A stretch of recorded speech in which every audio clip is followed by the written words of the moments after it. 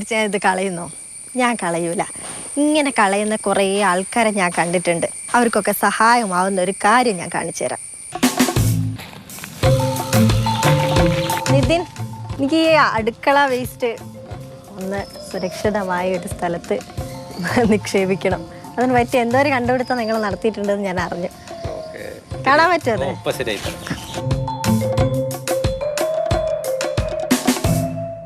ഇതൊരു waste management problem നിലവിലെല്ലാവരും face ചെയ്യുന്നുണ്ട്.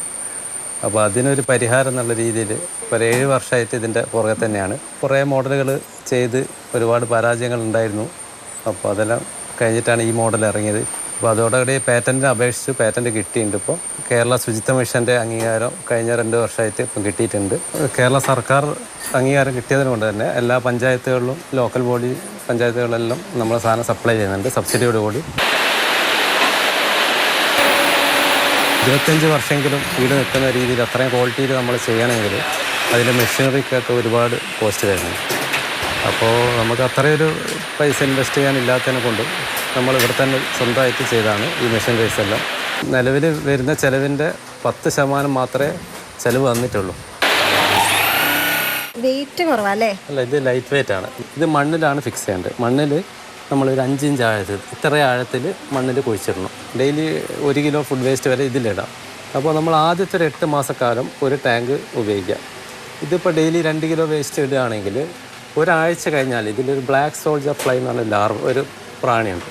ഇതിൻ്റെ പുറകിലൊരു സ്റ്റെയിൻലെസ് സ്റ്റീലിൻ്റെ സ്ക്രീനുണ്ട്. ഇവിടെ വന്നിട്ട് മുട്ടയിടും. ഈ മുട്ടയിട്ട് കഴിഞ്ഞാൽ ഒരു 5000-ഓളം ഒറ്റ ബാച്ചിൽ തന്നെ 5000-ഓളം ലാർവുകൾ വിരിയും.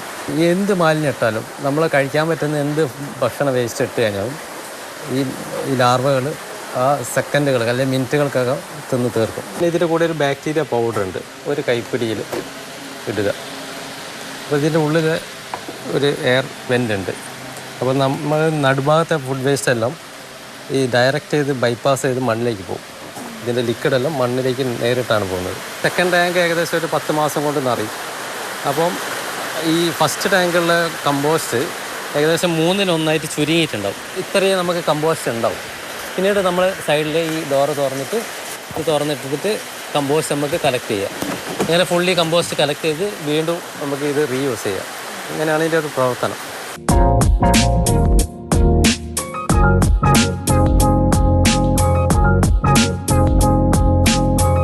ഇപ്പം മനസ്സിലായല്ലോ, നമ്മുടെ ഫുഡ് വേസ്റ്റുകൾ റോഡിലോ പറമ്പിലോ ഒന്നും അലക്ഷ്യമായി എറിയേണ്ട ആവശ്യമില്ല. ഇത്തരം സംവിധാനങ്ങളൊക്കെ ഉപയോഗപ്പെടുത്താവുന്നതാണ്. നമ്മുടെ നാട്ടിലെ കുട്ടി കണ്ടുപിടുത്തക്കാരനാണ്. അദ്ദേഹത്തെയും നമുക്ക് പ്രോത്സാഹിപ്പിക്കാം. നിതിൻ ഇനിയും ഒരുപാട് കണ്ടുപിടുത്തങ്ങൾ നടത്താൻ സാധിക്കട്ടെ എന്നും ആശംസിക്കുന്നു. ജോം ടേക്കൊപ്പം നയൻതാര, മാതൃഭൂമി ന്യൂസ്, കോഴിക്കോട്.